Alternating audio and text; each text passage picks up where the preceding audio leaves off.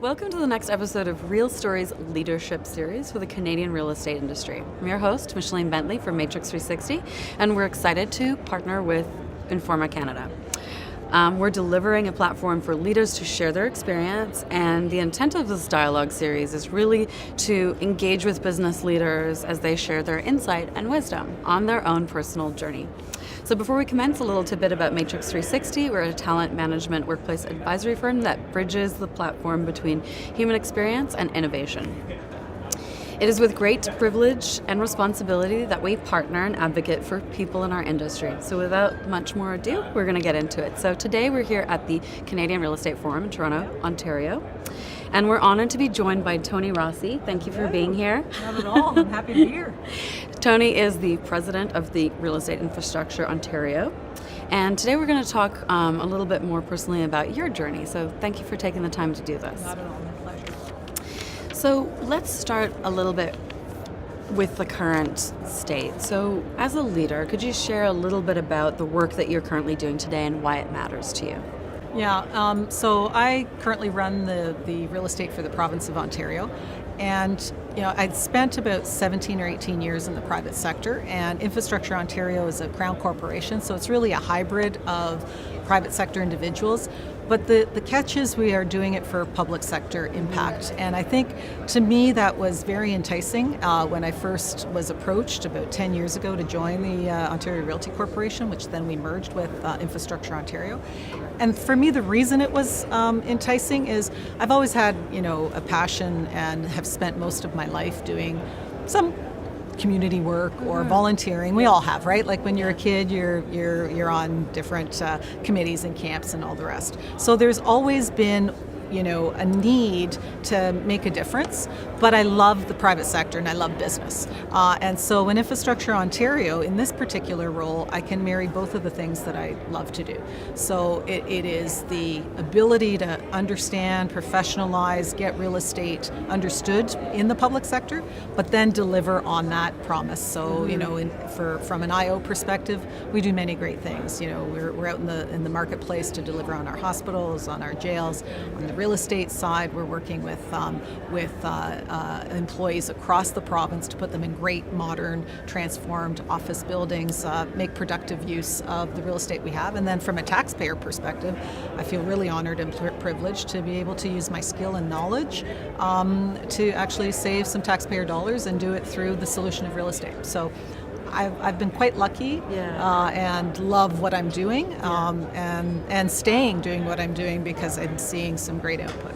That's incredible, and I'm not sure that everybody could say that in their career, but given that, did you always know who you wanted to be as a leader?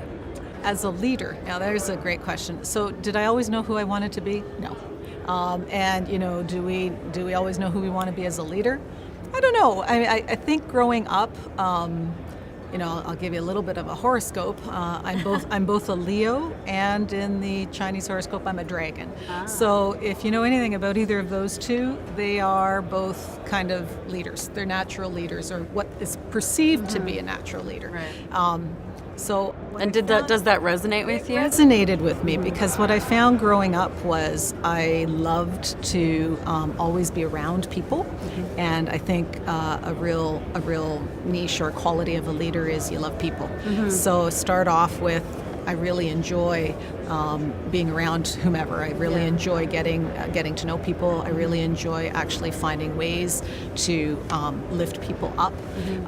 And I think that those, as I've learned over the years, those are really very important qualities of any leader. It's not about them. It's not about their spotlight or their shine. It's all about, how do you make others feel great? How do you bring the best out in others? And by bringing the best out in others, you actually bring the best out in yourself. So it's kind of a reverse leadership. So I think as a kid, I gravitated to wanting to, I was always on teams, I was always in, part of sports, and I always gravitated to wanting to work with my teammates and then pull people together. Biggest cheerleader, Is there a memorable or impactful lesson that you've kind of learned through your journey as a leader? You might think this is it's kind of funny. Now that I'm in my kid mode, I'm going to go back to being a kid. It's the best place to be. Best place to be. Yeah, it's interesting because I found as a kid I was like an annoying little sister. So I have an older brother who was awesome. And he was always involved in whatever sport, and I was always at his coattails. So he as a leader kind of shaped me, I think, because he allowed me to be at his coattails. But the defining moment, I think, was when one day, I just kept going out. He always played hockey and ball hockey, so I kept going out. And it's all these 14-year-old guys playing hockey on the road like they normally do, and me on the sidelines, wanting to get in. And one day he pulled me in. And said, because somebody didn't show up to be the goalie. So I got to be the goalie with all these 14-year-old guys. And I remember that poignantly, because that, I keep going back to that as I've gotten older, as an incredibly shaping moment. Yeah. That in being brought in and allowed to be a part of something that, I wanted to be a part of. Being exuberant, but the more defining moment was 3 or 4 weeks later, I graduated from net to defense. That was big. But then a year later, there was 2 and 3 other young girls, my friends, that were playing on that team. So what I found was you needed somebody to pull you in. Was there pulling me in, but you also needed to have a little bit of, I think stupidity at the time, or just naivete, or just openness, just exuberance to kind of be a part of something, and then take it.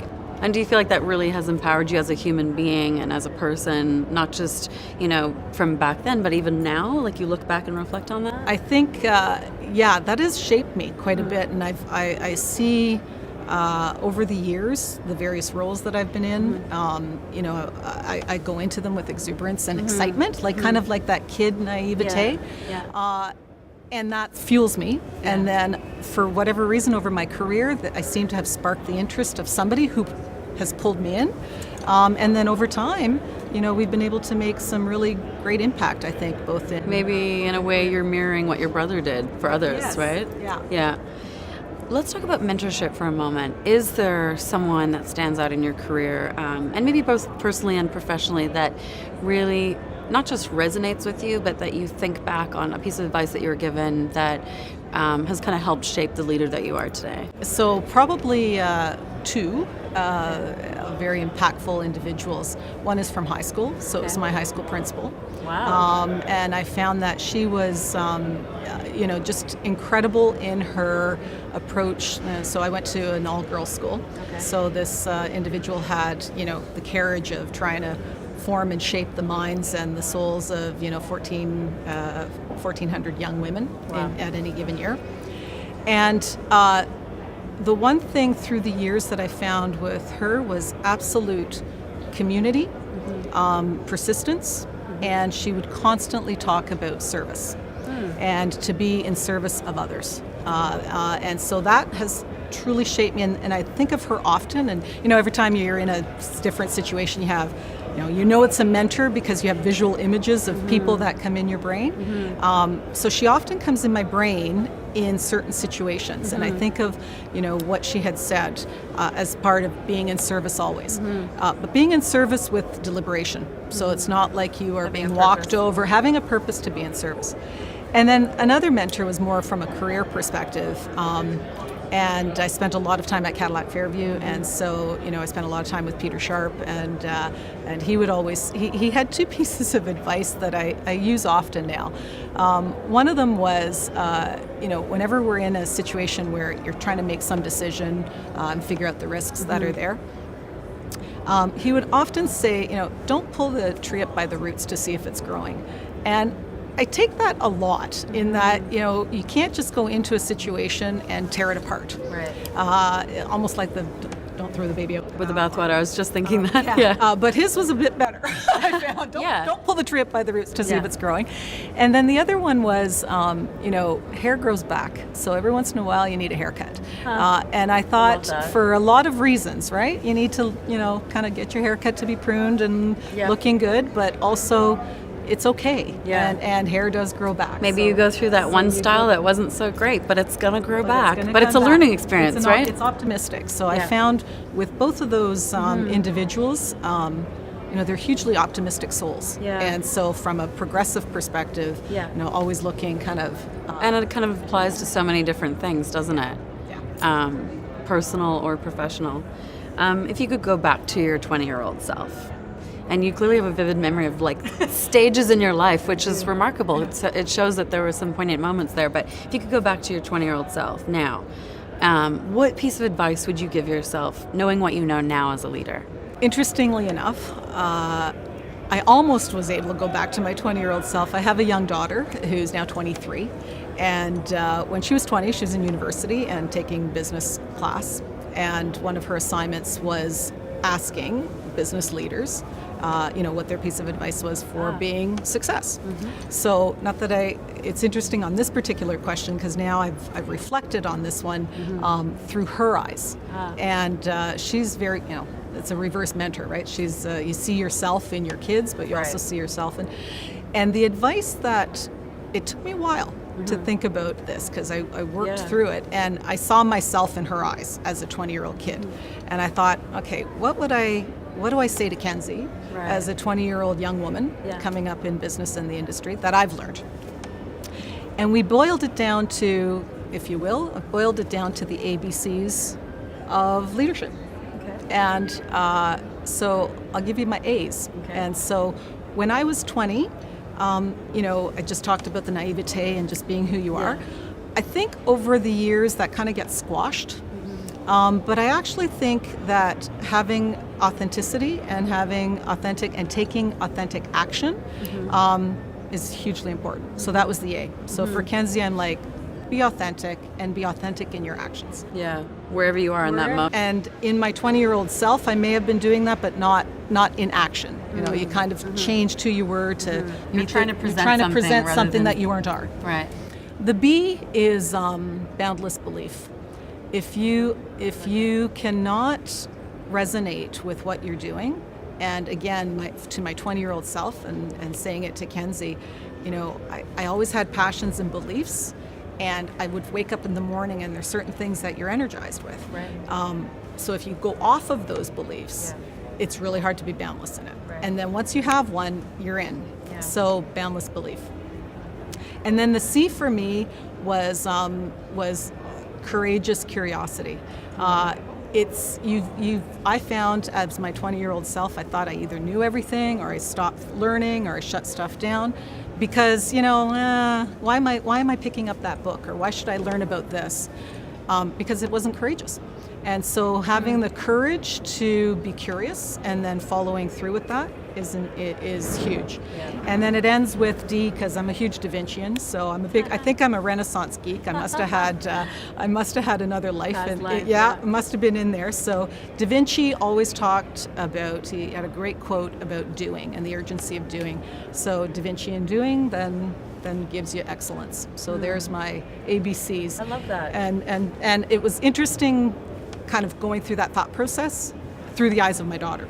Right. Because it brought me back. Kind of being yourself and being like, what would I tell myself? Yeah. It's hard to think about that. It's hard to do that as a parent, right? Because you want to give advice as a parent, but it was really giving advice on the things I'd learned over the years as my 20-year-old self. So there you go. Real live example. I love that. I think that's beautiful and a good exercise, right? Yes. For all of us to do. Reflecting on your career, you've worked in lots of different areas. You've given back to the community. Are there any factors that you've noticed that affect employees in the workplace as you see it today? I do. I mean, it's interesting as I've grown and as I think I've changed in my own work style.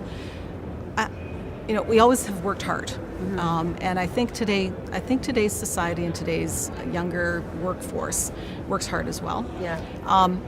I'm finding that there's just a lot of noise. Like, I've always been able to work hard, but then you'd find a place to just cut the noise out. I think today we are too. I love connection. Yeah. I think today that there's not enough disconnection, and we're way too connected everywhere. You know, there's lights all the time, there's music in your ears, there's stuff coming at you, there's deadlines that are chirping, there's, you know, everything that's going on around the world, you know, there's expectations from your family, from your... I think that it's so important to find a way to get a bit of an oasis. And so in the workplace, and I think we're doing it, we're starting to figure that out and create workspaces and workplaces that allow people a bit of disconnection. And or if it can't be in the workplace or workspace, I think it needs to be somewhere. You need to go home, you need to go out to the country, you need to go down to the lake and just sit there. You need to do what you can. So I think the flexibility is greater now, and the ability to do that is greater now. And the need too. And I think it's greater now because there's a bigger need. You know, I think you could have shut things out a few years ago without being so, you know, involved. Right. We're going to shift gears a little bit. I'm sure you're familiar with some of these stats. Stats Canada census report basically says that, you know, 82% of the Canadian population live in large and medium-sized centres and cities across Canada, which is also one of the highest concentrations among the G7 nations. Matrix360 did a survey on the diversity in the workplace in real estate in 2016, and what came from that is in Ontario, 52% of the population in urban centres are female. Less than 34% of women are in leadership capacity. And then in Ontario, between 35 and 54% in the working population in urban centres identifies visible minorities. So, you know, visible people of color and different ethnic backgrounds and racial. Yet less than 25% of them are in leadership positions. So, given that context and information, what are some of the challenges that you've witnessed over the course of your career that really affect the groups that was just identified, women, racialized groups, regarding access to opportunity and advancement in leadership? What are your thoughts on that? So this is an area for me personally that I have a great passion for. And I've spent a fair bit of my career, and certainly over the last few years, understanding this issue, but then beyond that, living it, and then doing something about it. So I think the stat on there, you need to actually have a way to make and affect change, and until you are in a leadership position that has a diverse mindset and different perspectives, that change is slow to come. That's why those stats. So to me, it starts with a bit of an awareness. So those kinds of surveys are huge. You know, I was part of WLI, the Women's Leadership Initiative, where we did a lot of work with ULI to bring that access in play from an association membership perspective and bring females, specifically females. I mean, we talked a lot about diverse backgrounds, but equality or parity starts with gender. And so we aren't even there yet on gender. So it's really, really difficult to then get there on any of the other visible minorities. So it has to start with gender. And in the real estate industry specifically, you're bang on. We did a fair bit of research with RealPAC as well, and RealPAC went out across the world, took a look at all real estate associations across the world, and the result was, and this is only year-old stats, the result was, from a diversity and inclusion perspective, Canada is the worst in the world with respect to leadership and women on boards and advancement in real estate. So I'm proud to say, though, that I think when the real estate industry puts their mind to something and has the awareness of something, things start to change. And even at Infrastructure Ontario, I've been privileged to have the chair of our board being a female, and seeing what has occurred by having the chair of your board being a female. You know, we're at parity at the board. Set the example. Our executive team is almost at parity, and then we can then set the example. They need role models. You actually have to role model in leadership, and that can start to create that movement. I'm proud to be the diversity and inclusion executive sponsor at Infrastructure Ontario, so it starts to bring in that opportunity and pipeline. You know, so what are the barriers? I think part of it was just non-awareness to begin with. And then we need to put both the right programs in play, the right opportunity to make people feel comfortable, the training, and the measurement. Yeah. I can't speak enough about, you need to know the baseline, then you have to measure the baseline. Yeah. And the forum is a really good example. It's rare that there's female co-chairs. Now we're getting into that place. A couple of years ago, it was 10% female speakers. This year we're into 25 and 30%. Yeah. It's awesome. So that's kind of where you start to make the shift. Taking a targeted approach and making it a priority. Right. What course of action would you give other leaders who are kind of like, okay, we need to do something about that. I want to create a more inclusive work environment, and the spaces that we're governing are not doing that. How do they go about doing that? What advice would you give them? I think the three things that I kind of said, but to bring it tactfully, you need to actually offer an opportunity where people can have the discussion. In a trusting environment, in a in a safe space. B, you need to do the research and understand actually what the problem is. This is very clear what our problem is. Yeah. And then C, you truly need to start to create some programs, real programs. I'll give you an example back that we did with ULI on the women's leadership. We created a program called She with He. What was that? Well, it was ensuring that those around us and the leaders around us looked at, when you're sitting on a panel, is there a female there with you? Are you championing a female or somebody of a diverse background? So real tactical, easy things to do. And then the fourth thing is measure against your baseline, so that you know you've started here. How are you progressing or not progressing? The programs that you've put in place, are they the right ones? You need time to make that happen. And understand the value of why you're doing that. And it starts in a safe dialogue. It really does create, if you create the culture and the brand and create the awareness within, it resonates with people. I think that's very fair to say, and it's difficult. I mean, obviously we are making progress, but how we do it is more important. Agreed. When you think about the future, what are you excited about? Oh, quite a few things. I get, you're going to think this is silly, but I'm actually really excited to see my kids grow.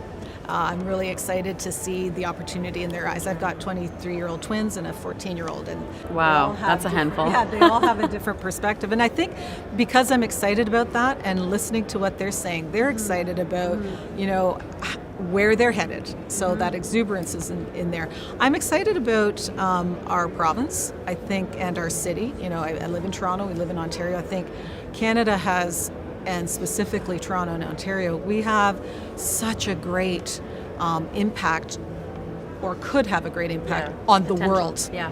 And I'm excited about what we as Canadians and Torontonians specifically can offer the world. I'm excited about being a part of doing that. And I'm excited about, the constant reimagining, revolution, a renaissance. A lot of people think that our current digital world, I talked a little bit about it earlier, it's too much, we're too connected. At the same time, it's really exciting to be connected and talking FaceTime to somebody, to my cousins in Australia. Yeah. That's excitement. Yeah, so, it's managing and balancing all of that, isn't it? Yeah. And in the next 4 years, we're going to have 6 generations working together. So I'm sure knowing that younger generation for you is also impactful in like how you can move forward with that knowledge. I'm actually excited to have our elders be a lot more included with our young. I think we've gone through a part of society where we've either shut our elders out, but the boomers won't be shut out. So I'm actually excited about those boomers being in there. So what do you want your legacy to be as a leader in the industry? What do you want your footprint to be? I think it's coming to fruition, even though I didn't want it that way.